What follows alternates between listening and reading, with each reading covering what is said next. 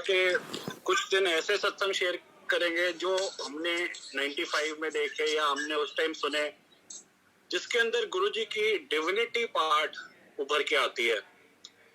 बाकी सत्संग जिस तरह किसी के साथ कोई पर्सनल सत्संग हुआ, सत्संग ही है, बहुत बड़े सारे मिरेकल्स हैं, ऐरा भी कर सकता है और कोई नहीं कर सकता, पर these are a few ones that have gone in the so to say बहुत पीछे छूट गए हैं और आज की तारीख में लोग इनके बारे में ज्यादा बात नहीं करता इन सत्संगों को, इसीलिए मैं ये दोहरा रहा हूँ। तो शुरू करते हैं जी।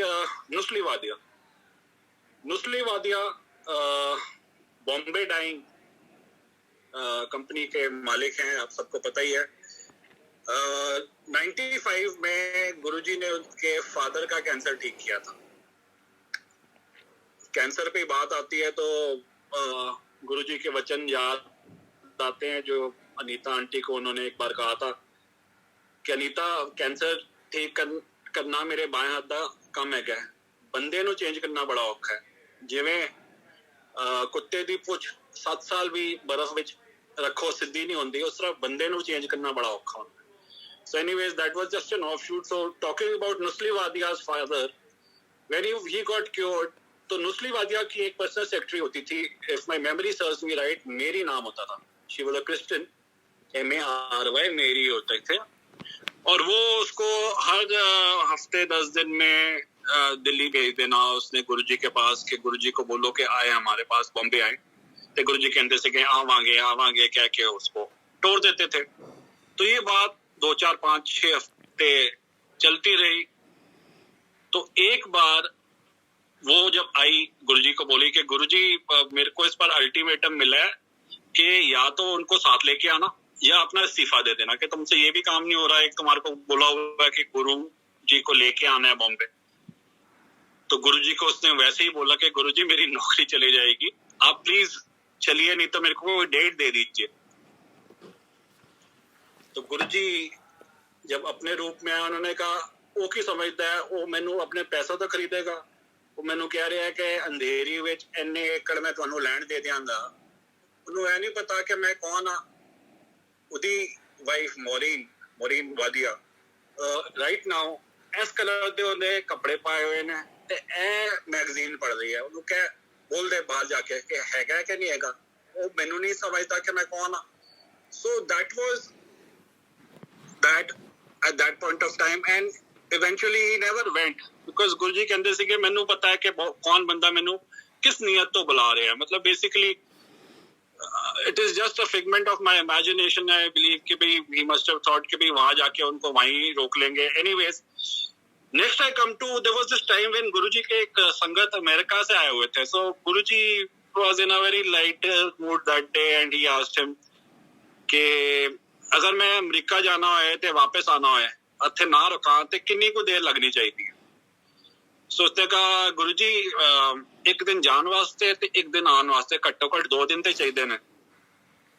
तो गुरुजी कहते ने आफ्टर अबाउट 5-10 सेकंड मैं तो हो भी आया।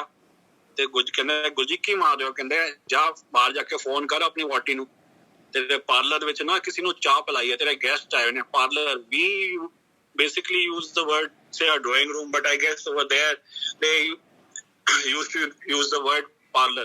ਤੇ ਤੇਰੇ ਪਾਰਲਰ ਵਿੱਚ ਕੁਝ ਗੈਸਟ ਆਏ ਹੋਏ ਨੇ, ਉਹਨਾਂ ਨੂੰ ਚਾਹ ਪਿਲਾ ਰਹੀ ਹੈ ਤੇ ਮੁੰਡਾ ਤੇਰਾ ਕੰਪਿਊਟਰ ਤੇ ਬੈ ਕੇ ਪੜ੍ਹ ਰਿਹਾ। That gentleman he went out and after about 5 minutes he came in और कुर्सी के चरणों में पड़ गया, गुरुजी ਤੁਸੀਂ ਤੇ ਜਾਣ ਹੀ ਜਾਣ, ਤੁਹਾਨੂੰ ਕਿਵੇਂ ਪਤਾ ਚੱਲਿਆ।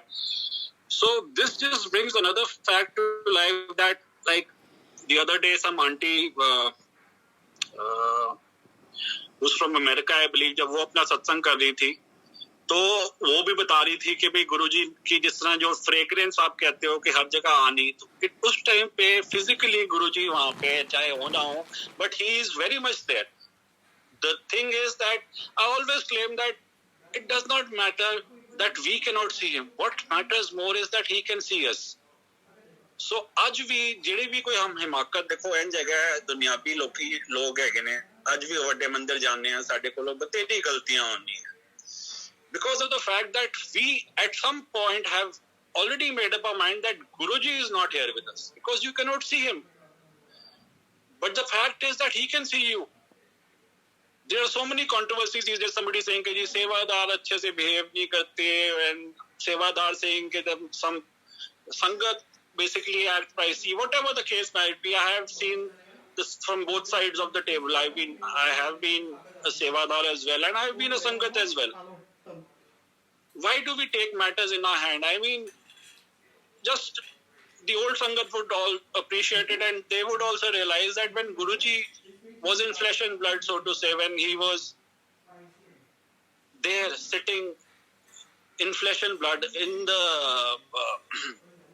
अपनी गद्दी पे जब वो बैठे होते थे, किसकी हिमाकत होती थी कि गुरुजी से किसी भी बारे में आर्ग्यू करना या किसी बारे में कोई बात करनी. Everything, whatever we were told as sangat, we used to take it and never argue on anything.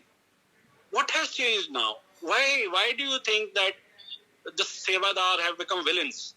Why? If they are wrong, then Guruji is there to correct them. What has given us the right to basically blame anybody? Is it asking for too much? अगर आपको as an old संगत, अगर आपको 10 minute 15 minute या आधा घंटा line में लगना पड़ जाए तो क्या ये बहुत बड़ी बात है? गुरुजी कहते ਸੀਗੇ कि वरन ਇਹ ਜਿਹੜਾ मैं ਮੰਦਿਰ ਬਣਾ ਕੇ ਜਾ ਰਹੇ हैं 12 ज्योतिर्लिंग ਦਾ ਤਪ ਛੱਡ ਕੇ ਜਾ ਰਹੇ हैं. ਜਦੋਂ ਗੁਰੂ ਜੀ ਦਾ ਮੰਦਿਰ ਨਹੀਂ ਬਣਿਆ ਸੀਗਾ, some of us like I for one used to basically was a big follower of Sai Baba. Somebody कोई माता का भक्त होता था, and believe me, we used to go there, we used to suffer. Hindi और इंग्लिश का करके जाते थे उनके पास. Are you getting me? Hindi का सफर और इंग्लिश का सफर. It was not easy to go to say Katra, to go to Vaishno Devi or to go to Sai Dham, Shirdi, because आपको जर्नी करनी पड़ती थी and it was very arduous at time. He has made it so much easy. And why do we have these? I mean, किस बात का हमारे को आंखा कि 10 मिनट हमें लाइन में खड़ा होना पड़ गया? आपको पता है वो 10 मिनट में हमारे पर कितनी ब्लेसिंग्स आ रही हैं? गुरुजी जब लाइन में आप आया करते थे, एक मेरे को उनकी खास याद है आदत, वो आगे वाले को नहीं देख रहे होते थे, जो लाइन में पीछे खड़े होते थे उनके ऊपर उनकी नजर होती थी. आप कितने भाग्यशाली हो अगर आप लाइन में लग के आ रहे हो और गुरु की नजर नहीं, नजर और नजर में फर्क है. नजर आपको पड़ती है तो ब्लेसिंग्स पड़ती है, नजर तो आपको बस वो देखते हैं, कोई देख ही रहा है उसको नजर कहते हैं. आपको पता है एक कैटरपिलर को बटरफ्लाई बनने में जब वो कोकून में से निकलता है कितनी जद्दोजहद करनी पड़ती है. I mean, just take it in your stride. What I'm trying to say is, हम कई बार कहते हैं ये देख के कि यार फला बंदा बड़ा बुजुर्ग है, इसको हम आगे थोड़ा जाने दें. हमने उसको क्लासिफाई कर दिया बुजुर्ग. उसकी अगर इच्छा है, वो चल के जाना चाहता है, बिकॉज उसको पता है कि जितनी देर उसको लगेगी गुरु तक पहुंचने की, गेट से गुरु तक पहुंचने में, उतनी ही ज्यादा ब्लेसिंग्स लेके जाएगा, उतनी ज्यादा क्वालिटी टाइम वो मंदिर में स्पेंड करेगा. इस नजरिए से अगर आप सोचो तो सोच बदलेगी. Anyways, it was never meant to be a sermon. हाथ जोड़ के माफी अगर कोई लाइन ब्रीच हो गई हो. तो नुस्ली वादिया के बाद चलते हैं जी जस्टिस गिल. पहले तो मैं माफी मांगूंगा कि ये बहुत पुराने सत्संग है, and with passage of time शायद कुछ 19-20 से भूल हो जाए इनको सुनाने में, because with age the memory also tends to fade. So the gist is right, but probably I may go wrong as far as the dates or the chronological events are concerned. So please bear with me. Justice Gill, he was a retired Allahabad High Court के chief justice रह चुके हैं.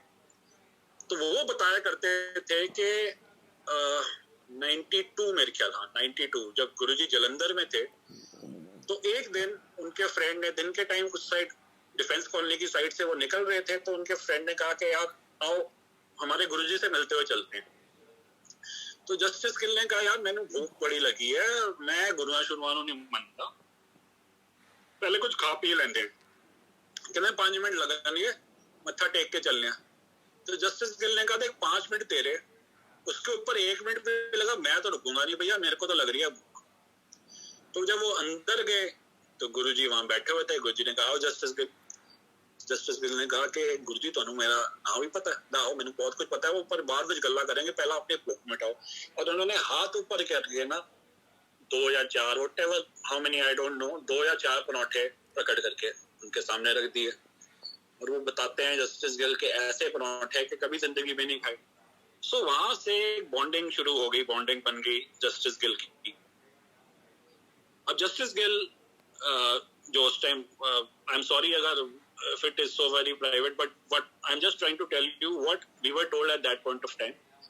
He used to enjoy his drinks in the evening at times, and अब गुरुजी के पास उन्होंने जाना तो रोज बिठा लेना और लेट हो जाना। तो एक दिन ना he just wanted to go and enjoy his drinks। ਤੇ ਗੁरुਜੀ ਤੇ ਜਾਨੀ ਜਾਨ ਨੇ ਤੇ ਉਹਨਾਂ ਨੂੰ ਕਹਿੰਦੇ ਨੇ ਕੀ ਗੱਲ ਹੈ ਜਸਟਿਸ ਸਾਹਿਬ ਟਾਈਮ ਹੋ ਗਿਆ ਲਾਉਣ ਦਾ। ਤੇ ਇੱਕ ਨਾ ਸਟੀਲ ਦਾ ਗਲਾਸ ਵਿੱਚ ਪਾਣੀ ਮੰਗਾਇਆ ਗੁਰਜੀ, ਉਹਦੇ ਵਿੱਚ ਨਾ ਇੱਕ ਉਂਗਲੀ ਫੇਰੀ, ਲਗਾ ਆ ਲੋ ਕੋਈ ਮਜ਼ਾ ਆਏਗੀ ਤੁਹਾਨੂੰ। ਸੋ he gave it to him and that is what he told us. It so happened that his mother was very old and critically ill, but किसी तरह ना प्राण अटके हुए थे उनके, मतलब she was bedridden but she was like living like a vegetable so to say। तो एक दिन वो कहते हैं हम घर पे बैठे थे शाम में रात में, तो एकदम गुरुजी आए, सफेद चोले में आए और उन्होंने उनका आदर सत्कार किया। तो कुछ अपनी वाइफ को बोला कि अभी कुछ लेके आ, तो गुरुजी कहा नहीं मेरे वास्ते कुछ ना लेके आना, बस एक स्टील के ग्लास में पानी लेके आओ। तो पानी लेके गुरुजी ने वो उनकी मदर को कुछ थोड़ा वो पानी पिलाया और कहा कि आधे घंटे बाद थोड़ा और पिला देना, तो मैं जा रहा मेरे पीछे ना आना, मैं अपने आप चले जाऊंगा। सो उन्होंने वही किया, उनकी मदर को मोक्ष मिला। बिकॉज यू सी जब when we say we all have to make a one-to-one connection with Guruji, it means all of us. I mean, like in this case, even Justice Gill's mother would be having a one-to-one connection with him. So जब कोई किसी का गति नहीं हो पाती, I mean when somebody is so critically ill that even if he was to survive, it will not serve the purpose, then Guruji makes him go one step ahead, जिसे कहते हैं ना मोक्ष दे देते हैं। because हम like in the case of my father, though he gave him 6 years of extension, I will get to talk about it in my later satsang, but the time that when he had to go, he was the last 3 months he was absolutely bedridden and life was pretty miserable for him because हम क्या है, मतलब जो भी तो बच्चे family कितनी देर आप घंटा 2 घंटे 4 घंटे 5 घंटे 6 घंटे साथ रह जाता है, पर वो 24 घंटे काटना बड़ा औखा होता है जो ਤੁਹਾਡੇ ਉੱਤੇ इस तरह की विपदा आई होती है। So anyways, she was given moksha, and after Guruji had left, so because since as I told you Justice Gill was a senior judge, so he was provided with all that santri mantri, the security bar gates पे ये वो सब। So he went out after about 15-20 minutes to ask the sentry, the वहाँ पे जो संतरी था उससे पूछने के लिए, यार हमारे गुरुजी आए थे, किसके साथ आए, just curiosity कि संगत में कौन लेके आया था उन्हें। सुने तो यही था, तो उसको बड़ा उन्होंने डांटा कि तुम ड्यूटी भी तो सही से निभाते हैं कि भाई एक बंदा अंदर आ गया तुम्हारे सामने से, तुम कह रहे हो तुमने देखा ही नहीं। Anyways, he called up his friend जिनके साथ वो पहली बार गुरुजी के गए थे, एंड उसका फोन वो घर पे नहीं था बेसिकली। तो when he came back, तो he called him कि भाई क्या बात आपने फोन की थी। तो कहते यार इतने बजे ना इस टाइम पे गुरुजी आए थे घर पे, तो मैं सोच रहा था किसके साथ आए हैं। तो उसने कहा मैं तो अभी गुरुजी के यहाँ से आ रहा हूँ मंदिर से, और वो तो जिस टाइम आप बोल रहे हो गुरुजी हमारे साथ ही बैठे हुए थे, कहीं गए ही नहीं। So he could be at more than one place at the same time. This in itself was a divine thing at that point of time. So this was the second satsang for the day. The next one, General Verma. General Verma, incidentally, was posted in Army headquarters. I think I'm getting his name right. So there was this time I told you about 96 के अंदर, after being in Delhi from 95 to about 96, एक दिन गुरुजी ने कहा कि मैं जलंधर जा रहे हैं, से कल जा रहे हैं, so या उसी दिन उन्होंने डिसाइड किया. So there was this, ये जनरल वर्मा उस दिन आए हुए थे गुरुजी के पास. तो गुरुजी ने कहा जनरल साहब तुहानू जलंधर ले चलिए. तो वो इतने बड़े भक्त, उन्होंने कहा चलो गुरुजी. And he went with him. It was, I believe, a Wednesday that he went there with him. On a Saturday, उनका जो OSD था जनरल वर्मा का, he incidentally was also a गुरु भक्त. तो वो सैटरडे को रूटीन में जलंधर गया कि गुरुजी के दर्शन करने जाऊँ.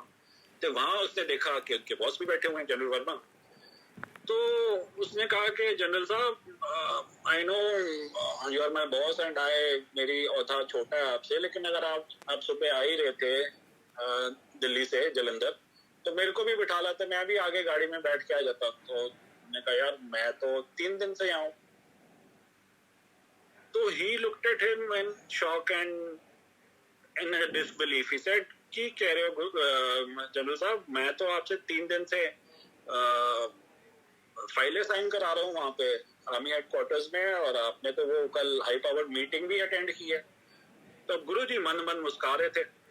सो पता चला कि देखो भक्त की जब भक्ति आती है, जब वो उसने गुरुजी ने बस एक बार उन्हें बुलाओ चलो, और उन्होंने अपना काम छोड़ के, you know there is this unwritten rule in army headquarters that you cannot just take a leave just like that. The seniors, the generals and stuff like that, you need to take prior formal application to do so. In this case, he just went with him, and Guruji took care कि भी उनके भक्त के ऊपर बात ना आए. So उनके रूप में वो वहाँ पे रहे. ये जब ये सत्संग हम सुनते थे तो believe me यकीन नहीं होता था. It is only after 2007 because Guruji ना कभी भी, हालांकि वो जरूर बोलते थे कि मैं शिवता पे हूँ at times, whatever I've been telling you, but more often than not he used to stick to just being महापुरुष तक ही बोलते थे, रब तक नहीं पहुंचते थे कि मैं रब. So this all fell into place because what seems so unbelievable, once you accept him as God, everything, if for him it is just another day at the office, I mean all of these, they have no relevance at all after that. You just have to take him as God, and there is nothing what do I say, unbelievable. He can do anything, as I told you so many times. Okay, so next we come to General Verma के बारे में बताते हैं. उनकी wife also used to come to Guruji with him, of course, and she was very upfront and saying things to Guruji. And once she said, Guruji, मैं ते बस है ना इनके नाल, I just tag along. I don't believe in you. I believe in Sai Baba. Sai Baba the पुथा Parthi वाले जड़े साईं बाबा है ना, बड़े जड़े जिन्हां दे बाल सीखे. So मैं उनको मानती हूँ. I am a devout follower of Sai Baba. So I'm going there to Bangalore, and probably I'll go to Whitehall also next month. आपकी तो बड़ी चलती है, ऐसे ही बोला जाए, like you are the high flyer. गुरुजी को बोल रही है कि आपकी तो बड़ी चलती है, तो मेरे दर्शन करवा दो. तो गुरुजी also played along. He said okay, and he took a piece of paper और उस पे लिखा गुरुजी का ये वहाँ जाके दे दियो, शायद तुझे बुला ले.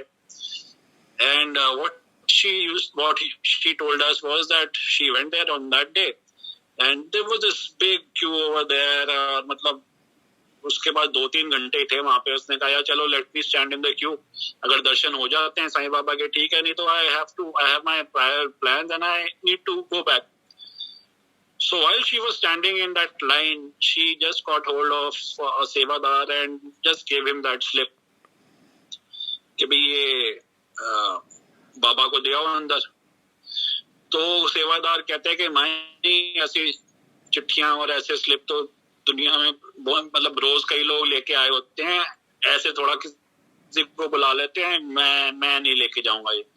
तो उन्होंने कहा कि ये चलो आप लेके तो चले जाओ, देखे ना देखे, बुलाए ना बुलाए, वो उन पे छोड़ दो। तो कहते हैं अच्छा जी। तो कहते हैं 10-15 मिनट बाद वही सेवादार उनको लिटरली वो ढूंढते हुए आया कि बाबा बुला रहे हैं अंदर।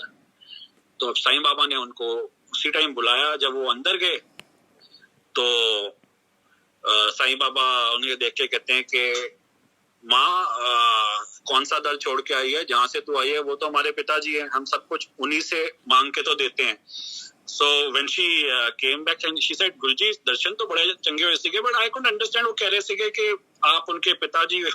तो गुरुजी smiled a lot and as I told you yesterday that जब भी कोई गुरुजी की इस तरह तारीफ करता था तो he used to blush like a baby and he used to end the topic there and then. I mean, he never used to let it linger. I guess आज भी काफी लोग लाइंड अप होंगे बाकी सत्संग के लिए। सत्संग अभी और भी हैं। For continuity sake let me keep it for say tomorrow. Tomorrow we'll get to talk about say I haven't reached Jalandhar as yet, जो हफ्ता पहले बोला था कि कल जलंधर के बारे में बताऊंगा, but I guess उसके लिए अभी टाइम है। We'll talk about Bangla Sahib tomorrow. जय गुरु जी, शुक्राना।